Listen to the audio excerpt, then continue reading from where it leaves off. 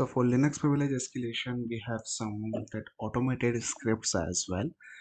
For that Linux privilege escalation, generally use people that linpiece, which is that Linux privilege escalation, or some script where we can just execute that part, that .sh, and it's automatically start to find some vulnerabilities as well. And as like that linpiece, we have that Linux smart enumeration as well, so we can use that lsc.sh, and the same is for that linenum. So you can use like anyone. Let's I'll show you the demonstration for that. Let's say for linpiece, because like generally people use that linpiece, and for Windows privilege escalation you can use that winpiece as well. So I have that all three scripts to execute. So I'm just using that linpiece.sh. So when you execute this one, it's automatically start to uh, that actual vulnerabilities or that exploit, or its suggestion, like it give you that that's proper suggestion that you can try this exploit with the help of this particular CVE. So it's done. So let's start with starting point. So in the starting point, we can see that linpiece, that logo, and that advisory. And in legend, you can see that red and yellow, it's 99% the PE vector.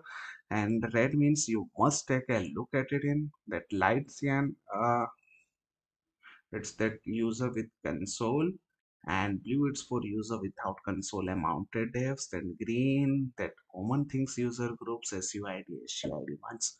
So we have to take care for that red or yellow, which is 99% of PE vector, or that red part. So first of all, the red things, that's mean that kernel version we have already exploited with that version with the help of the dirty cow. Then caching directories, again the same thing. And there are lots of information also about that server, so you can execute. And as you see in that netstate something command, so we can see how can we that grab that particular that root commands, that root keywords as well, then binary process permissions, and the path home user. And we have already that exploited that in cron cron tabs that override sh and compress.sh. Then path environment exploitations we have already seen. And for that the loopback IP, because sometimes it mentioned that another IP, so we can connect through the system, or we can just with the help of that port forwarding, we can access that another applications like Docker and all.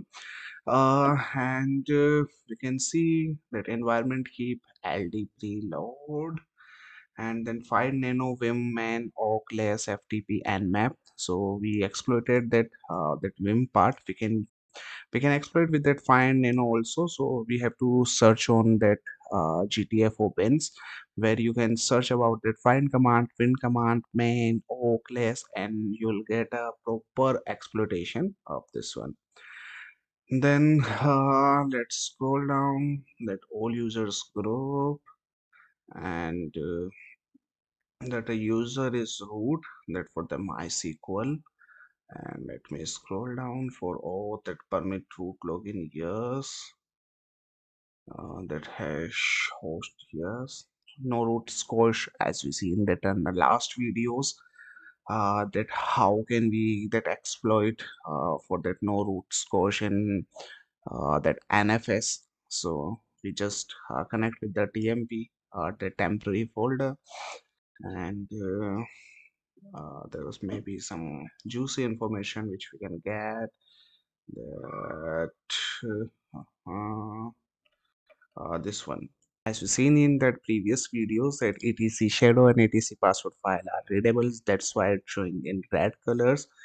And while the scroll down, we can see that it is init password shadow user local pin override.sh. and that password keyword. So that's enough for that. That linpass.sh, you can execute that another that scripts as well. So you'll get some juicy information while just running only that one script. So you can use that automated script in to saving the time to getting the vulnerability in that Linux server.